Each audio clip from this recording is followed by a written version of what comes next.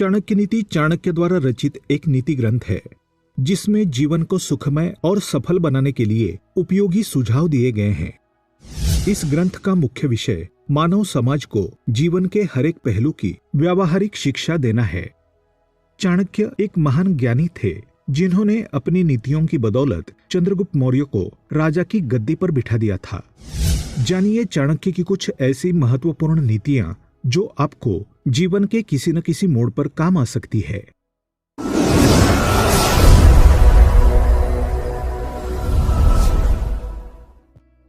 नमस्कार दोस्तों, स्वागत है आप सभी का एक बार फिर से। दोस्तों, माना जाता है कि आचार्य चाणक्य की नीतियों पर चलने वाले व्यक्ति को किसी भी प्रकार की परेशानी नहीं होती।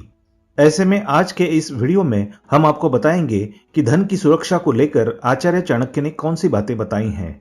दोस्तों, आचार्य चाणक्य को एक कुशल अर्थशास्त्री माना गया है। उनकी नीतियां मनुष्य के जीवन को सुगम बनाने में अहम भूमिका निभाती है। दोस्तों, आचार्य चाणक्य ने धर्म, संस्कृति, न्याय, अर्थ और राजनीति पर अपने विचार रखे हैं। ये विचार उनकी नीतियों में समाहित है।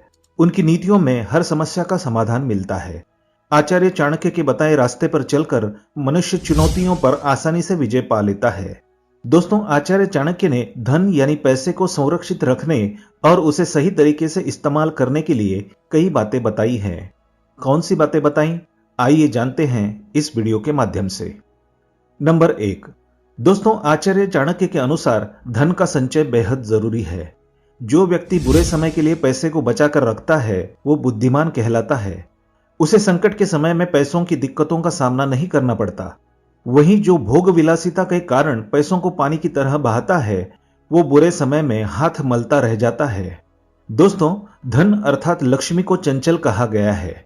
एक समय ऐसा आता है जब एकत्रित किया हुआ पैसा भी नष्ट हो जाता है। नंबर 2, दोस्तों, पैसा जीवन को संतुलित बनाता है, इसलिए उसका इस्तेमाल साधन के रूप में करना चाहिए। आचार्य चाणक्य कहते हैं, जिस धन के लिए धर्म त्यागना पड़े, दुश्मनों के आगे पीछे घूमना पड़े, वैसे धन से कभी भी लगाव नहीं रखना चाहिए। नंबर 3, दोस्तों, आचार्य चाणक्य के अनुसार लोगों को ऐसे स्थान पर बिल्कुल भी नहीं रहना चाहिए जहां उनका सम्मान ना किया जाए। दोस्तों, अनादर के साथ जीवन बिताने का मतलब मरने के समान होता है। साथ ही जहां व्यक्ति के लिए रोजगार और जीविका का साधन न हो उस जगह को तुरंत छोड़ देना चाहिए। दोस्तों, यही नहीं, जहां मित्र सगे संबंधी ना हो, शिक्षा की व्यवस्था ना हो, उस जगह को आपको छोड़ देना चाहिए। नंबर 4, दोस्तों, आचार्य चाणक्य कहते हैं, धन अर्जित करने के लिए मनुष्य का लक्ष्य निर्धारित होना अत्यंत आवश्यक है। लक्ष्य निर्धारित नहीं होने पर असफलता आपसे कोसों दूर चली जाती है। इसलिए कभी भी अपनी योजनाओं की चर्चा किसी और से ना करें। अपने काम पर ध्यान लगाकर आगे की ओर बढ़ना ही सफलता की कुंजी होती है। नंबर 5, दोस्तों, आचार्य चाणक्य ने धन को बचाने का सबसे बड़ा उपाय उसे खर्च करना बताया है। उनके अनुसार जिस प्रकार तालाब या बर्तन में रखा पानी एक समय के बाद खराब हो जाता है, वैसे ही बिना प्रयोग वाला धन भी एक समय के बाद काम नहीं आता। इसलिए धन का प्रयोग दान, निवेश और सुरक्षा पर करते रहना चाहिए।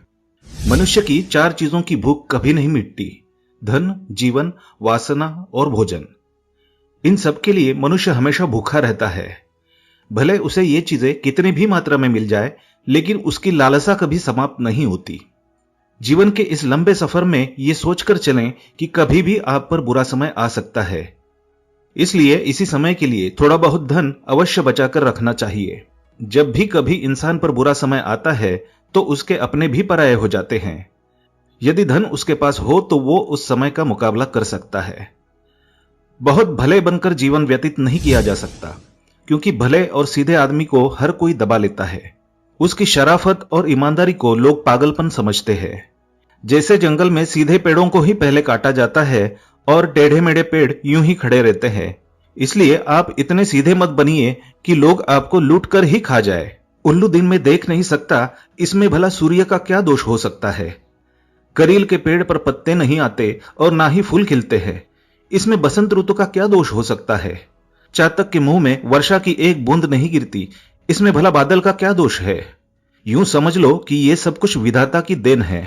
ईश्वर महान है, सर्वशक्तिमान है। इस संसार की सारी बागडोर ईश्वर के हाथ में है। ईश्वर ही राजा को दास और दास को राजा बना देता है। ईश्वर ही गरीब को अमीर और अमीर को गरीब बना देता है। ईश्वर पर भरोसा रखो, क्योंकि वही सबका ख्याल रखता है। हर पहाड़ के अंदर हीरे नहीं होते, हर हाथी के मस्तक पर मुक्ता नहीं होती, सब स्थानों पर अच्छे आदमी नहीं मिलते, हर स्थान पर चंदन नहीं होता, हर चमकने वाली चीज सोना नहीं होती। ये सारी दुनिया विवादों से घिरी हुई है। इसलिए जीवन में कोई भी निर्णय लेने से पहले अवश्य सोचना चाहिए। जैसे हाथी बूढ़ा होने पर भी चंचल रहता है, गन्ना कुल्लू में पेरे जाने पर भी अपनी मिठास नहीं छोड़ता, और सोना आग में तपने के बाद भी अपनी चमक नहीं खोता, इसी प्रकार से अच्छे चरित्र वाले लोग कहीं भी चले जाएं, वे अपने गुणों को नहीं छोड़ते। कुछ पागल इंसानों ने पत्थर के टुकड़ों को ही रत्न मान लिया है, लेकिन दोस्तों, असली रत्न तो केवल अनाज, पानी और ज्ञान ही होते हैं, और इन तीनों रत्नों से बड़ा और कोई रत्न नहीं हो सकता। पाप और पुण्य में क्या अंतर है? मेरे शत्रु कौन है और मित्र कौन है? मुझे किस कार्य में लाभ हो सकता है तथा किसमें हानि हो सकती है, ये सोचकर मनुष्य को अपने जीवन का हर कदम उठाना चाहिए। कठिन काम पड़ने पर सेवक की, संकट के समय भाई बंधु की, आपत्ति काल में मित्र की तथा धन का नाश होने पर अपने पत्नी की परीक्षा होती है। शेर से 1, बगुले से 4, कौवे से 5, कुत्ते से 6 और बाघ से 3 गुण मनुष्य को सीखने चाहिए। काम भले ही थोड़ा करो, परंतु मन लगाकर करना चाहिए। इंसान को यह शेर से सीखना चाहिए। समय के अनुसार अपनी शक्ति से काम करने का गुण बगुले से सीखना चाहिए। ठीक समय से जागना, सोना, लड़ना, झपट कर भोजन करना, ये गुण मुर्गे से सीखने चाहिए। समय समय पर संग्रह करना, चौकस रहना, दूसरों पर विश्वास न करना, ये गुण कौवे से सीखने चाहिए। बहुत भूख में भी संतुष्ट रहना, गहरी नींद में सोते हुए भी जागते रहना, मालिक की वफादारी करना, ये गुण मनुष्य को कुत्ते से सीखने चाहिए। यदि धन का नाश हो जाए, मन की शांति भंग हो जाए, तो इन सब बातों को बुद्धिमान लोग दूसरों को नहीं बताते हैं। जो व्यक्ति दूसरों को बताने की भूल करते हैं, लोग उनका मजाक ही बनाते हैं। अपने हाथों से किया हुआ काम सबसे श्रेष्ठ होता है, इसलिए मनुष्य को अपना हर कार्य अपने हाथों से ही करना चाहिए। अंधाधुंध खर्चा करने वाला तथा जो अपनी आमदनी से अधिक खर्चा करता है और दूसरों से झगड़ा करता है, ऐसे लोग कभी सुखी नहीं रह सकते। जैसे धरती खोदने से उसमें से पानी निकलता है, वैसे ही गुरु की सेवा करने से विद्या प्राप्त होती है।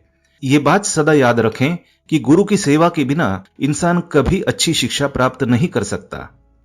जो नारी अपने पति का कहना नहीं मानती और व्रत रखती है, ऐसी नारी अपने पति की आयु कम करती है। ऐसी नारियों को यह सोचना चाहिए कि पति की आज्ञा के बिना चलना उनके लिए कभी भी लाभदायक सिद्ध नहीं हो सकता। उनके लिए स्वर्ग की प्राप्ति केवल पति की सेवा से ही संभव है। जीवन का अर्थ यही है कि इसे सदा अच्छे काम में लगाए रखें। अच्छे भले ज्ञान के कामों से पुरुष महान बनता है। ये मत भूलो कि जीवन अस्थायी है, इसलिए जीवन के हर पल का उपयोग किसी अच्छे कार्य के लिए किया जाना चाहिए। जब तक जीवन है तब तक हर चीज में आनंद है, किंतु जैसे ही मृत्यु आकर जीवन का अंत कर देती है, इसके साथ ही हर चीज का अंत हो जाता है। पुरुष आदिकाल से ही चंचल है। इस संसार में भगवान को छोड़कर हर चीज अस्थायी है। लक्ष्मी तो रमणी है, सदा नृत्य करती है। ये धन, रिश्ते नाते, घर द्वार सब अस्थायी है। इनमें से कोई किसी का साथ नहीं देता। और दोस्तों, केवल धर्म ही है जो अटल सत्य है। ये ज्ञान का भंडार है। दूसरों का भला चाहने वाले ही आत्मिक शांति प्राप्त कर सकते हैं। इंद्रियों पर संयम और जीवों पर दया करने से ही मुक्ति मिलती है। कर्म से ही इंसान छोटा बड़ा बनता है। इसलिए सदा अच्छे कर्म करो और बुराई से दूर रहो। अच्छे कर्म करने से ही जीवन में शांति और सुख की प्राप्ति होती है। जिस तरह से फूलों में खुशबू, तिलों में तेल, लकड़ी में आग, दूध में घी, इन सब चीजों को बाहर से देखकर आप इनके गुणों के बारे में अंदाजा नहीं लगा सकते, क्योंकि ये गुण बाहर से दिखाई नहीं देते हैं। इन गुणों को पहचानने के लिए बुद्धि की आवश्यकता होती है। ठीक इसी प्रकार मानव शरीर में आत्मा का निवास होता है। किसी आत्मा को हम शरीर से अलग करके उसे पहचान नहीं सकते। केवल अपने विचारों से ही इसकी परख कर सकते हैं। देवता मिट्टी की मूर्तियों अथवा मंदिरों में विद्यमान नहीं है। देवता तो केवल हमारी आत्मा और हमारी भावनाओं में बसे हैं। जैसी आपकी भावनाएं होंगी, वैसा ही देवता का रूप होगा। भावनाओं का मनुष्य के जीवन पर हर पहलू में प्रभाव पड़ता है। जैसे किसी मनुष्य की भावना होगी, वैसा ही फल मिलेगा। इसलिए अच्छा फल पाने के लिए अपनी भावनाओं को शुद्ध रखिए। जो ब्राह्मण प्राकृतिक रूप से पैदा हुए फल और अन्य पदार्थों को खा पी कर इस संसार से दूर जंगल में रहते हुए ईश्वर की पूजा करता है, वही सच्चा भक्त, महापुरुष एवं सच्चा ब्राह्मण माना जाता है। बुरे इंसान और सांप में कौन अच्छा है? इस प्रश्न का उत्तर यही है कि सांप तो केवल समय आने पर ही काटता है, किंतु बुरे लोग हर पल बुराई करते रहते हैं। इसलिए बुरा इंसान तो हर समय बुराई करके सांप से भी ज्यादा भयंकर हो सकता है। सागर सबसे महान है, किंतु इसमें भी तूफान आते हैं, अपनी सारी सीमाएं तोड़कर विनाश भी कर देता है। परंतु सच्चे साधु और ज्ञानी लोग कभी भी अपनी सीमाएं नहीं तोड़ते। कोई मनुष्य भले कितना भी सुंदर हो तथा उसका जन्म भले ही कितने बड़े घराने में हुआ हो, परंतु वह पढ़ा लिखा नहीं है, तो उसकी हालत उस फूल के जैसे होती है जो दिखने में तो सुंदर है परंतु सुगंध से वंचित है। शस्त्रधारी कभी भी हमला कर सकता है, सिंग वाले पशु कभी भी सिंग मारकर जख्मी कर सकते हैं, स्त्रियां कभी भी झूठा लांछन लगा सकती है, और राजघराने के लोग जरा जरा सी बात पर बिगड़ जाते हैं, इसलिए उनसे कभी भी खतरा पैदा हो सकता है। इन लोगों की दोस्ती और दुश्मनी दोनों ही बहुत खतरनाक होती है।